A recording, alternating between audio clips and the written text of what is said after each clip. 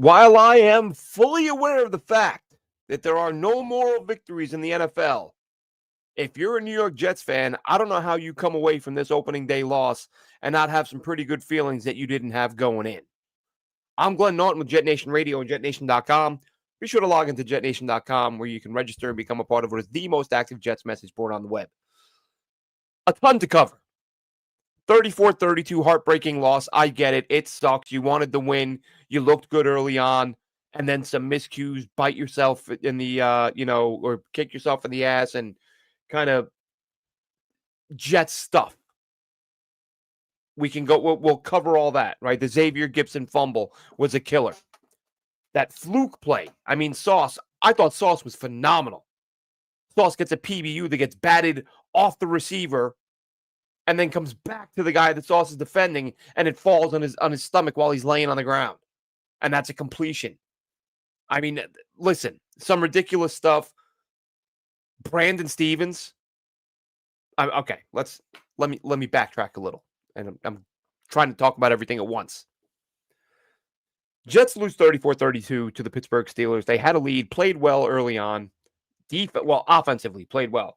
The defense, they didn't have any answers for Aaron Rodgers. There was nothing they can do to slow him down. Aaron Rodgers, 22 out of 30 for 4 touchdowns. Just monster game for him. You know he loved it. You know he loved coming in to play the team that said, you're not good enough for us. You can get out of here now. And to hang 34 on them in the opener. And listen, if you watched the game, you saw it. I was tweeting about it. I know other people were tweeting about it. You see this in NFL games. We heard this when the Jets signed Brandon Stevens. And we looked at the numbers and we watched them on film and we're like, what do the Jets see here? And then what did you see from Ravens fans? Or at least me from, what I was looking at? Get used to teams targeting him when they need a big play. 3rd and 12, they're throwing his way. Late in the game, need a touchdown. He's the target. Game number 1, Brandon Stevens peppered with target. Got away with a DPI late in the game, in my opinion. Put a hand on a guy's shirt, you get a handful, that's a flag. He didn't get called for it. Didn't matter. Pittsburgh kicks the 89-yard field goal to win the game. But this is a problem. Week 1, it's a problem. Because it's not just week 1. It's the guy gave up 700 yards receiving last year. It's the guy gave up 700 yards receiving the year before.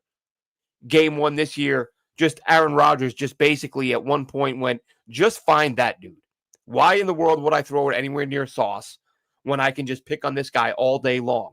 And that's what he did. And we'll see the numbers tomorrow. The targets, the receptions, how many yards he gave up. A ton. Could have been more. Had an easy. Now, listen. I say easy INT go through his hands. He was falling. He was sort of on his back. Not an easy interception, but he had both hands on it. A very catchable football. And if you're making $12 million a year, maybe hold on to that. But Brandon Stevens just got smoked up and down the field. Tony Adams had some bad reps. The secondary couldn't do anything. Couldn't do it. There was some big missed tackles early on. So the defense collectively sloppy, got beat up, and it felt like Pittsburgh. What were the total? I want to take a quick look at Pittsburgh's rushing numbers because it felt to me like Pittsburgh didn't run it a ton. Yeah, 53 on the ground. But I'd have to go back. There were just a few plays where I felt like they were obvious run plays, and Pittsburgh got chunks here and there. Again, they by no means am I saying they ran all over the Jets because they didn't. But there were just a handful of plays where I felt like, man, Pittsburgh really needs a few yards on the ground here, and they would just churn it out and get it when they needed it in big spots. But the defense, again, was not good. But let's take a step back, though, and look at what this offense just did. Okay? This offense, last year, this offense scored 32 points twice, and that was their high for the season. 2 times they scored 32 points. Against who, you ask? The 4-10 Jacksonville Jaguars and the 5-12 Miami Dolphins at the time of those games. Two bottom feeders, right? Dolphins were actually, what am I looking at here? No, sorry. I'm looking at, I got this all flipped. I'm looking at the Jets record. Let me see, OT record. Yeah. Either way, 2 teams that aren't very good. Let's put it that way. I don't know what their records were at the time of the respective games for the Jags and the Dolphins, but neither one of those teams were very good. Jacksonville, they put up 32 against. The Dolphins, they put up 32 against. For those of you who may have forgotten, the Jets played the Steelers last year. And they lost 37-17. They got their doors blown off. Today against the Steelers, a 2-point loss that you can attribute largely to the fumble from Xavier Gibson, who shouldn't have even been in the game at that point. Nwangu left the game early on with, I believe, a hamstring. But last year, against when the New York Jets played the Pittsburgh Steelers, the rushing offense was atrocious. They ran the ball. I mean, the offense as a whole was atrocious for them last year, but the run game specifically, they ran for 54 yards last year when they played the Steelers. Today they ran for 180 plus. Justin Fields had his 6th, 7th best game ever in terms of completion percentage. Completed 73%. And the offense was exactly what we've said it would be. Pound the rock, take deep shots when they're there. And on the intermediate stuff, the short and intermediate, Justin Fields, give credit where it's due. He made some really impressive throws. Stepped up in the pocket, looking confident, eyes down the field, not distracted by the pressure. He made a couple of throws with pressure in his face. Jeremy Ruckert, not a monster game, but 2 catches, 16 yards, but both on 3rd down. One of them a hell of a catch in traffic, couple defenders right around him. Makes those 2 catches, both convert for first downs. If Jeremy Ruckert can give you 2-3 first downs every week and maybe, get a little better as the season goes on, maybe you have a football player there. You didn't know if you had football players when Robert Saleh was the head coach. Braylon Allen. Anyone catch that? Does anyone remember me screaming my goddamn head off opening day last year because they had the ball inside the 5, inside the 10, and they wouldn't give it to Braylon Allen? First shot Aaron Glenn gets. Oh, here we go. We're inside the 10 with 7-yard line. Let's give it to Braylon Allen and give him a running start and see what happens. What happens? He plows through for a touchdown.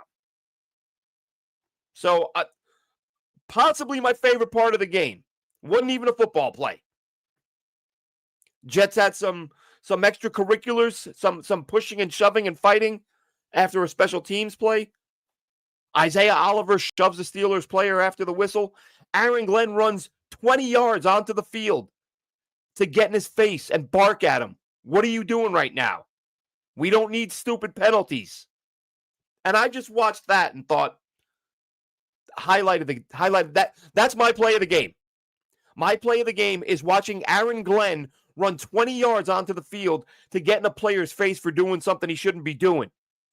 Because if that was Robert Saleh, he would get a hug, a chest bump, a high five, an attaboy, and in the press conference, you talk about how much we got to love on that guy because he made a mistake and everybody makes him and it's not a big deal in this league. That was my play of the day, was Aaron Glenn getting pissed off at a player, doing something he shouldn't be doing, and running onto the field to tell him about it. That was the best part of the game to me, because this should be a thing. Let this be a trend of the head coach caring enough to get mad and call a guy out when he does something dumb. Tip of the cap to Aaron Glenn. Loved that. As far as football field performance, as I said, Justin Fields, I don't know how you could be a Jets fan and not be encouraged by what you saw from him today. He was better than, I'm trying to, as I'm watching the game, I'm thinking to myself, I watched every game this guy played last year. Every game that he started. And everyone talked about how good he was. And I thought, he was okay. He was all right. This was the best I've seen him. I'm not saying it was his best game. I'm not saying he's never played this well. He's had some games better than this. I've looked at the box scores. He's had some games where he threw for 350. I get it.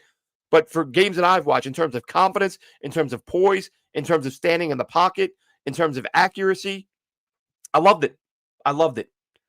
The one question, the one head scratcher was thrown into triple coverage on the 2-point conversion. I mean, other than that, I had zero issues with the way he played. In the chat real quick, my info, how we doing, man? He says they need another wide receiver to help Wilson. Absolutely. And Alan Lazard was inactive. So are we going to see, are we going to see a deal? I know he's not great, folks, but I thought he'd be playing in this game. because he's not great, but he's better. I mean, listen, I like Tyler Johnson. I would love to see Tyler Johnson, play well for this team. Anytime we have these players that we root for through college and we root for in the draft and we think they can play and we want to see them do well, Tyler Johnson's one of those guys for me. Absolutely. John O'Sullivan says, why is Gibson on the team? Great question. That I think of all the guys who stuck, that was the guy that fans had the most questions about. The guy, other than his punt return against Buffalo, what has he done? What has he done? And I get it. Listen, I get that under this previous staff, really nobody has done much of anything on offense for the last, decade. But Gibson really, yeah, I don't think he deserves to be there. I don't. There was a time I had hope for him. He had one game against Philly. Might have been the one game where he got an actual decent number of targets and he put up 60, 70 yards. But if the team doesn't believe in him enough to get him some targets, then why is he there? To be a mediocre return man. It doesn't make any sense. You can get mediocre return men anywhere. Find a mediocre return man who might bring something as a receiver, or a good return man. And I know they got Nwangwu, but yeah, he shouldn't be there. Wholly agree, John. Let's see. Matthias says the safety position needs to be fixed. Yeah, look, that to me, like the secondary is the hardest position to see during the game because they're the back end of the defense. They don't come into the shot till late in the play sometimes. So I want to see the all 22, but Cisco did have a couple of rough reps that I saw. Tony Adams had a couple of worse reps that I saw. Edward says the fumble cost him the game. It did, but the fact that Stevens got picked on time and again and again and again and again is like, look, man, the fumble was one play. Brandon Stevens got lit up all day long. So, but don't get me wrong, it's a huge play. It was hugely disappointing to lose on something stupid like that. And it wasn't even like he got lit up. Sometimes a guy just gets a helmet or a shoulder pad in the ribs and he just blows up and you're like, all right, he's a human being. I see why the ball popped out. Oh, the guy just touched the ball, put a paw on it, and it popped right out of Gibson's hands. It's just terrible. Let's see. Martin says offensively encouraging. Defense needs work.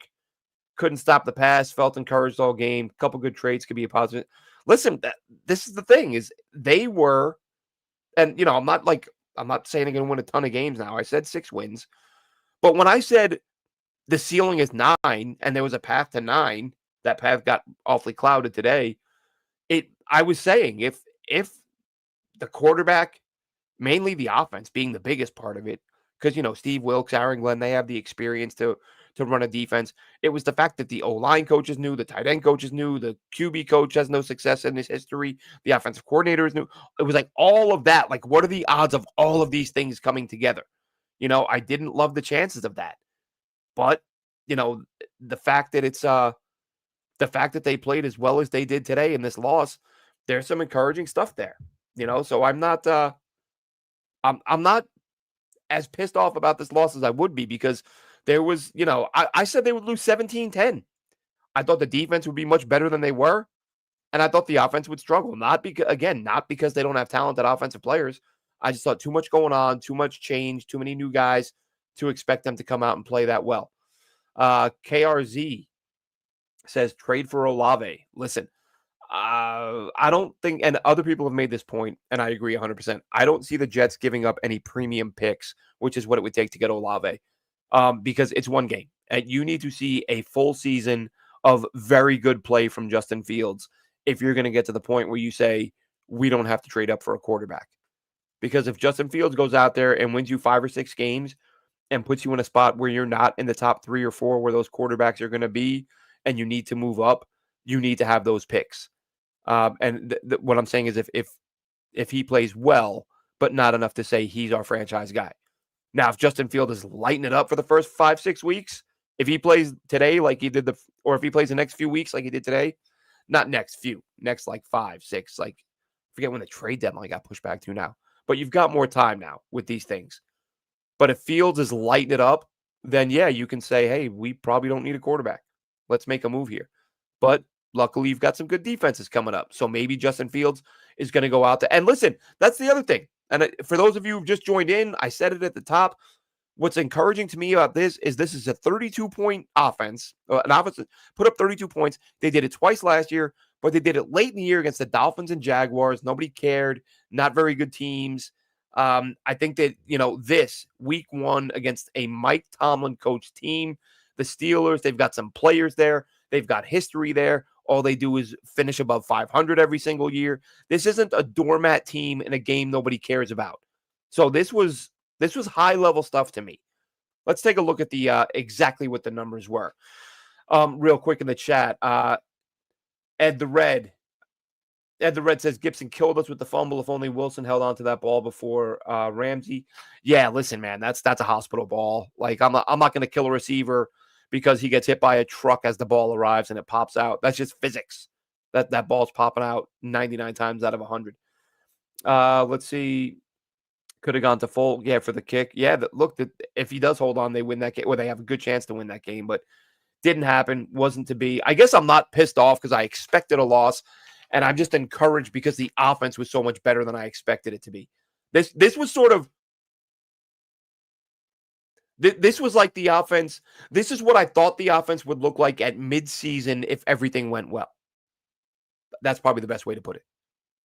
Because as you know, and look, people have been mad at me during the offseason because I've been saying they're not going to be good. I don't care.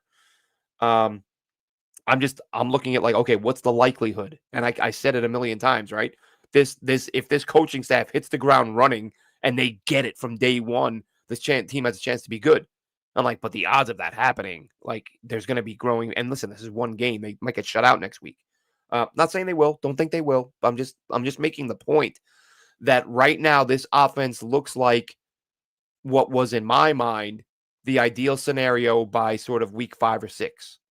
If everything is going well by week 5 or 6, the running game will be really tough to stop. Fields will take deep shots when they're there and manage the game in between that. It's exactly what he did today. What they did today is exactly what I thought they would look like by not quite midseason, but if things were going really well, if things were going as planned. So, listen, when is the last time? I would have to go through the box scores. When's the last time the Jets were this entertaining against a good team in a game that mattered in the sense that it's your opener and it's not a game where your season's over, right? When's the last time you had like a nail biter, a back and forth? Jets are making plays, the other team's making plays, and it went on for the whole game and you had a chance to win at the end. Like, it's progress. It's a loss. But listen, this team has had enough 20, 30, 40-point losses in recent years. A 2-point loss, I feel like you're heading in the right direction if you're getting at that point. Pardon me. Yapping away here. Yapping away. Let's jump into the numbers, and that'll get us into, we'll mention some more names, some guys who stood out, guys who played well. There were some guys who made some big plays when they were needed. Let's see, Jets. As I said, Justin Fields, he goes 16 out of 22 for 218. That's 73% completion percentage, which is the 6th or 7th best of his career in games that he started. The ground game, phenomenal. Breece Hall, 5.6 a carry, 19 for 206, or it's 19 for 206. Jesus. 19 for 107. That's 5.6 a carry. Justin Fields ran it 12 times for 48. I'll tell you what, it didn't feel like 12 for Fields. I actually was thinking to myself, sort of middle of the game, like, God, he's not running nearly as much as I thought he would. Finished with 12. 12 for 48 and 2 touchdowns. Shout out to those of us who took Justin Fields in our fantasy leagues. Isaiah Davis, he only had 2 for 18. Braylon Allen, 6 for 9, short yardage guy. I'm playing some of his runs back in my head. There were several where the defense was just in the backfield. I don't know why Pittsburgh seemed to key on them. They didn't have as much of a difficult time getting into the backfield when Allen had the ball, as evidenced by his 6 for 9. But again, the big one was the touchdown that they absolutely needed, and that's what he's built for. He can be a guy who gets big runs, but let him be your short yardage guy. Receiving, Garrett Wilson, 7 for 95. Of course, he had the big touchdown, the deep shot early on. Breece Hall, 2 catches for 38. I'm going to tell you right now, I really thought he was going to have like 6 or 7 catches for 60, 70 yards. I'm glad it hit because I love this number on the old betting websites there. And I called a buddy of mine who I never, ever give gambling tips because I'm so bad. I do nothing but lose. I called a buddy who I know who likes to place a couple of bets, and I said, and he doesn't watch football. He doesn't watch the NFL, but he loves his soccer and horse racing. He places a bunch of bets.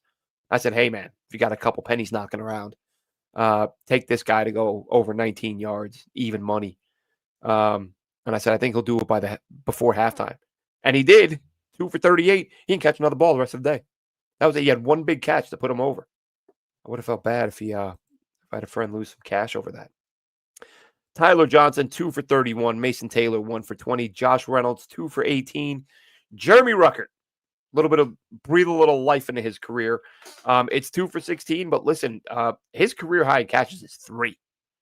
Okay, so you get him 2 and 2 for 16, 2 first downs. Like I said, they were big catches.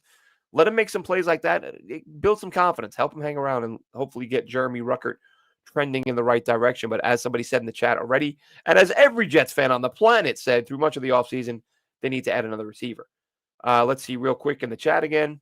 Kevin says Brees was hitting the hole quickly. Absolutely. I thought Brees looked really good. Martin says keep the positivity around the camp and the media because good teams don't appear overnight. Takes a season or two to get your own squad together. It does. It does. You know, as much as people talk about teams that turn it around in 1 year, that's rarely the truth. Like normally you go back a year or two and you're like, well, actually they were showing signs before that. Like they were bad, but they had very good players. Sort of like this Jets team. They were bad last year, but they had good players. And they still have good players. They've got a very good offensive line. They've got some players on defense. This isn't a team without talent. So they could turn it around in a hurry if the coaching clicks. Let's see. Not heartbreaking. It's expected and normal. Calvin, I don't expect the Jets to go out and score 32 points. And I don't expect the quarterback to not throw interceptions. Yeah, I don't expect them to run for 180 yards on the ground. Like this is one of their best offensive performances against a quality opponent in a very, very, very long time. Feels like forever. Corona Kenny says, I hate Gibson so much. Guy sucks. I get the sentiment. I try not to say it's like I try not to make it personal. Here's the way I look at it, Kenny, and I have for years. Because I used to be the same way. I'd be like, I hate this guy, I hate that guy, I hate this way, this guy's. And then I'm thinking about it, I'm like, all that guy's doing is his job. If he's bad at it and the coach or the GM keeps letting him try, at some point it's their fault. And like, I ain't even mad at that guy anymore because we can all see he's bad. And if they would just do the right thing and send him on his way, he wouldn't be a problem anymore. But the only reason he's a problem is because the coaches and the GM keep sending him out there. So again, I get the sentiment. I know what you mean. I'm not saying you're going to attack the guy I've seen in the street. But yeah, I can't remember the player either. Might have been Jeremy Curley on punt returns. And I love Jeremy Curley. But you put him back on punt return, he fair catch 90% of them. And I'm getting mad at Jeremy Curley, and then I'm like, wait a minute. Whose job is it to switch him? Whose job is it to say, this guy can't do that? And get him out of there. That's who I'm mad at now. Because you're the one putting him in position to fail. Pablo says, I was feeling good until about that. Till about the fumble. John says, hey, Glenn, losing sucks, but you see a difference in this team opposed to last year. Absolutely. No quitting this team. They're extremely competitive. It's a good game. Some mistakes and penalties cost them. The Gibson fumble, of course. Yeah. And look, no quit. I get it. It's week 1. And I'm not saying they're going to, but, for me, I start looking for quit when you're like 1-5, when the writing is on the wall that our season's essentially over. We're not going to the playoffs. That's when guys start to mail it in. And you start, we said it last year. You look at the way DJ Reed and Sauce too, who was great today. The Sauce haters today beside themselves. They'll be very quiet. They will have very little to say. But those guys slipped off when Saleh got fired last year because they felt like, oh damn, season just ended. We're 2-3. This guy loved the head coach. He's gone, and the effort slipped. The results slipped. All of a sudden, the defense wasn't good. So, fight. Let's talk about fight if things get worse because that's when it's really going to matter. So we went over the receivers on defense. Quincy with the sack. Quinnen with the sack on the first Aaron Rodgers drop back of the game. So the Williams brothers pick up a sack each. Will McDonald gets 2 for himself. Quincy also the leading tackler with 6. Well, in terms of solos, 5 solo, 1 assist. Tony Adams, Jamie and Sherwood, 3 tackles, 3 assists each. So those 3 guys had 6. Quinnen Williams, 4 solo, 1 assist. And again, he had the sack. No interceptions for the Jets on defense. We talked about Xavier Gipson as a return man. No need to cover that again. We need Keeney Nwangu back there. They let Arian Smith return the last one. He went 31-yard return. Nick Folk, 2 for 2 on field goal attempts, including a 51-yarder. And Austin McNamara continued to be solid. Really good, 47 yards per punt. He punted twice, 1 inside the 20, averaged 47 yards per attempt. So all in all, guys, like I said, the loss sucks. I'm not going to say it doesn't. The defense has to get better. That was the opposite of what I thought we would see today. I thought we'd see hiccups and mistakes from the offense, but I thought the defense would be, a lot more up for the challenge. They were not. The run defense, I think I looked at the Harrison Phillips edition. Give Muji credit there. That was a huge addition that this team needed. And the run defense wasn't bad. It was the pass defense. Aaron, let's look at Rodgers' numbers. I can't remember if I mentioned them earlier. I know it was 4 scores. Yeah, 22 out of 30. So only 8 of his passes hit the ground. 22 completions on 30 attempts, 4 touchdowns. And it was just, listen, that second half, man, it was all Brandon Stevens. It was literally just, I'm watching the game with my 11-year-old. And late in the game, as it gets more and more obvious, I start telling him, watch that guy. They're going to throw it to him. They're going to throw it to him. They're going to throw it. And almost every time. And I'm telling him, I'm not a genius. I don't have a crystal ball. I just know that guy can't do anything right now. And Aaron Rodgers is no dummy. And he sees that, and he just drops back and picks on him time and time again. Not a good day for him. And it's, look, Azariah Thomas, man, that dude might have to be ready like now. I was wondering if they were going to put him in today. I mean, when the game was on the line and you had a 1-point lead, I'm like, you're really comfortable sending this guy out there who's just getting picked on over and over and over again? Not a good. It's a problem. It's a guy making $12 million a year for the next 3 years, who in game 1 showed why the Baltimore Ravens let him walk. John says he thinks the Jets should have kept Aaron Rodgers. Well, I can appreciate that, John. And I know there are a lot of fans who feel that way, but the money he was going to make was absurd. I mean, they needed to get Sauce re-signed. They needed to get Garrett re-signed. They're going to have to get Will McDonald re-signed. And there are still Rodgers cap hits from the money, but the dead money that would have accelerated. I forget how it worked, but it was worse to keep him for 1 more year than it was to let him go in terms of cap hits. He had to be let go. I mean, I know there were conversations about could he rework the deal, but I talked to some people who said that the deal only so much of it could be because of course the bonus money is paid up front, so that's gone, and that's where the majority of the money was. So they're apparently even very limited in how much they could rework the deal. But as Aaron Glenn said, or as Aaron Rodgers claims Aaron Glenn said, he didn't want a voice in the room like Rodgers. He didn't want players looking at Aaron Rodgers. This is Aaron Glenn speaking. I don't want to be talking and players are looking at you. If that's accurate, true, I don't know. But I can see it being a thing where Aaron Glenn's like, I'm the guy. I'm the coach, and you're a big personality and a Hall of Famer, and people might look to you for confirmation of what I'm saying, and I'm not going to be undercut. So I understand, and it's frustrating, and Fields wasn't going to come and be a backup. Fields would have then gone to Pittsburgh. The Jets and Steelers were both bidding on him. I think he wanted to get away from Pittsburgh after they benched him. But if he was coming here to be a backup, he would have just said, well, I'll go to the Steelers. So you wouldn't have had him as a backup. Let's see. Stevens getting lit up by a bad number 2 was bad, says Chrono Kenny. 100%. I mean, you're not even facing a very good number 2 today. And he smoked him. So Kevin says, AZ Thomas for Stevens. I mean, I'm curious how many games can you do this? Hopefully, let's not find out. Look, hopefully it was you hope it was a hiccup and Stevens will turn things around. But the problem is when you have a guy with a track record like Stevens does, there's very little reason to think, oh, he's just going to turn it around. He's been doing this for years, getting beat for big plays. Stanley says, get rid of Gibson, bring back Pritchard. I'd have no problem with that. Stevens only good as a special teams player. Well, that's a $12 million a year special teams player, Stanley. But he might just be a $12 million a year bench player. Because again, I've said it a million times. I kind of got tired of saying it. The Stevens signing made of every move this offseason, that was the one that made you go, what the hell are they thinking? Why are you signing this guy who gets beat again and again and again, and you sign him look, if you brought him in for $4 million as a depth guy, fine. $12 million to start?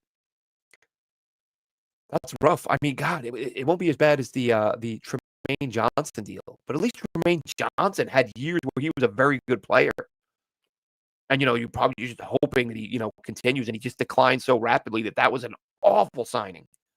But at least you could point and say, yeah, but look at these years where he was good, and we thought he might give us a couple more of those, and we were wrong. Okay. With Brandon Stevens, what did you see? What was so good that you were like, we got to get this guy. Let's give him $12 million a year. It's beyond frustrating. Beyond frustrating. I don't know how that happened, but it did. It did. Let's see if there's anything about the Pittsburgh box scores that jump out. Jalen Warren, 11 for 37, so they kept him under wraps pretty well. Same with Kenneth Gainwell. I loved Kenneth Gainwell coming out of Memphis. 7 for 19 for 2.7. Kenneth Gainwell's a phenomenal receiving threat. Seems to throw him the ball enough. DK Metcalf, 4 for 83. One came out of the slot on a missed tackle. I believe it was Michael Carter who missed the tackle. I mean, listen, if you're Michael Carter, you're bouncing off DK Metcalf anyway. Calvin Austin, 4 for 70 and a touchdown against Brandon Stevens. When Stevens lost his footing, slipped, and Calvin Austin went right by him. Fryermuth, 3 for 28. He had a huge catch, I believe, on the game-winning field goal drive. Jalen Warren, 2 for 22 and a touchdown. Ben Skowronek, unfamiliar with Ben Skowronek, if I'm being honest.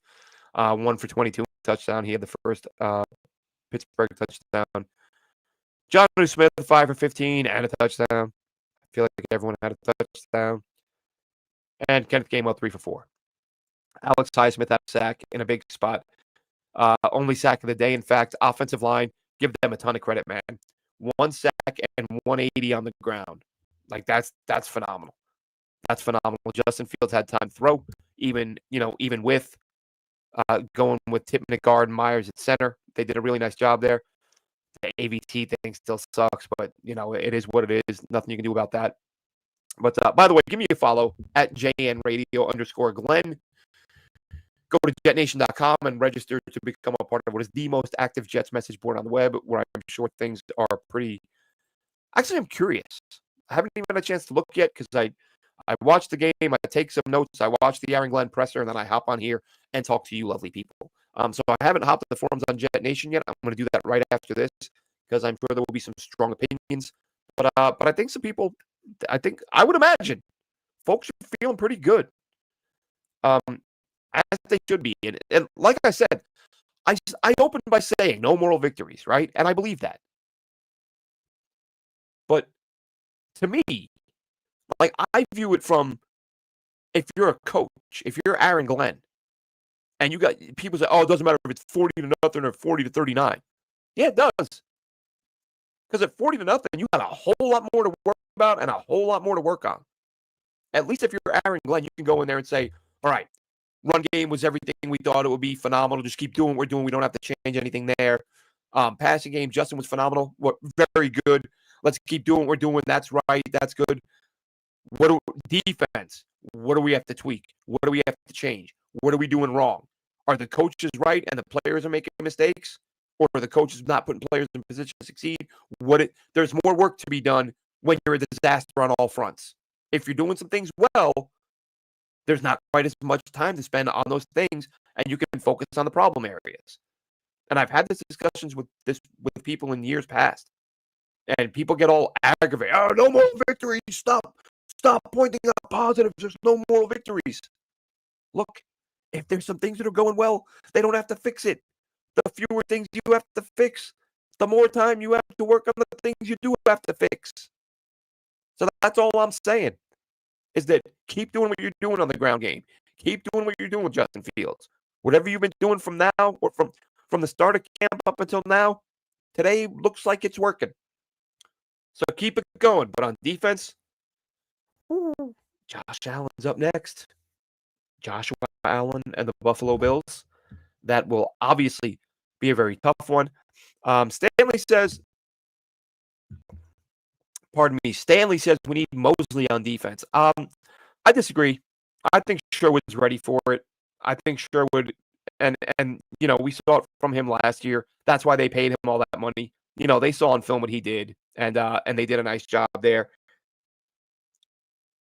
It's in terms, look, some secondary busted coverages. That's sometimes that's safe. Sometimes that's somebody in this. Sherwood's not turning around and directing those guys around.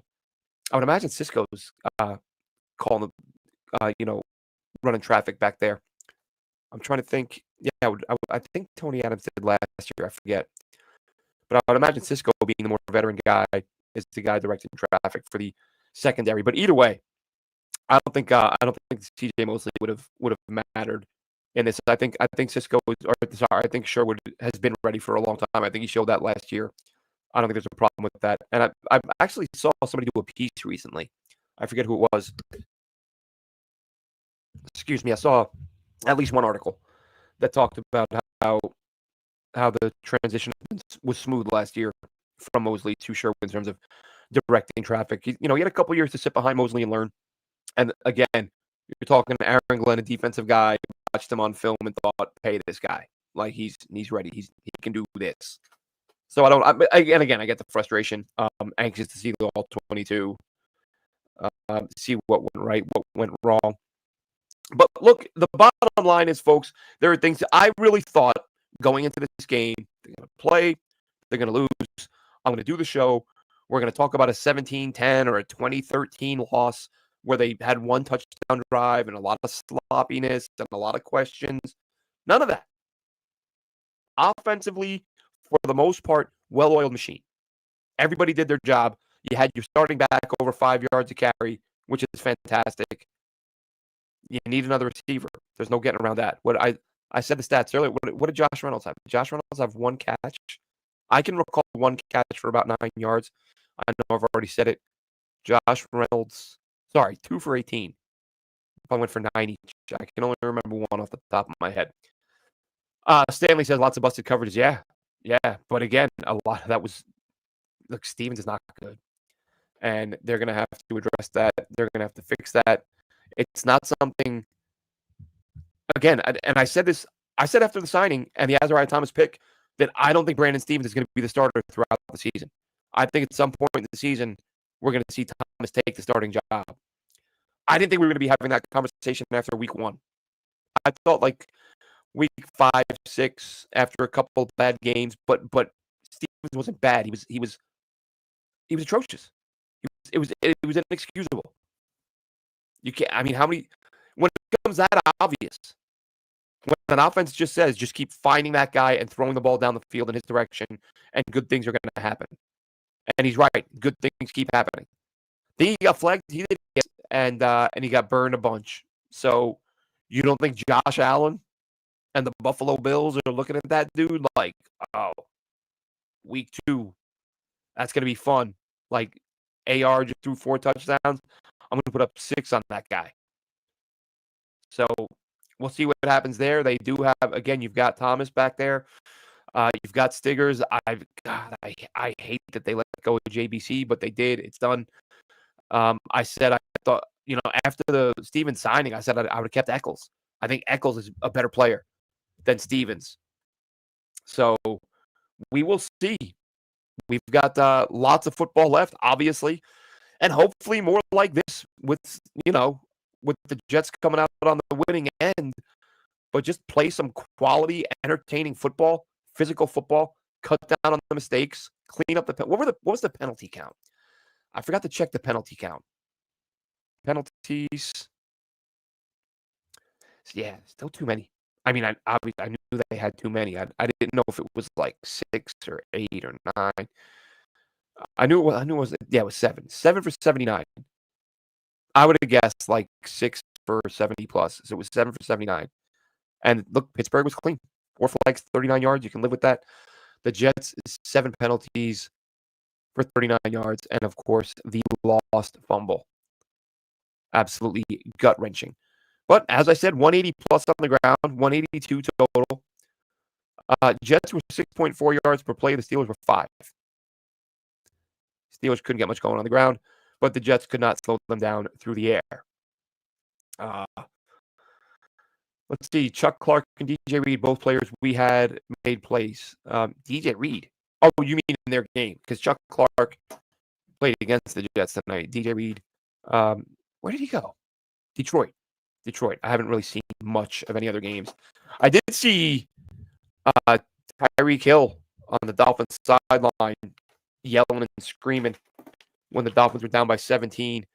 So that could be fun. I mean, look, first and foremost, I'm worried about the Jets, but you never hate to see a division rival that you don't like struggling to keep it together on the sideline. Stanley says Gibson should not be returning punts and kickoffs. Cut him, put him on the practice squad, turn the ball over to Pritchard. 0 objections. 0. None. Wholeheartedly agree. Get somebody back there who can do the job because it's not him. Hasn't been him for a very long time. As we've said, he had that unforgettable return against the Bills as a rookie, and you thought, oh, you might have something here, and they don't have something there.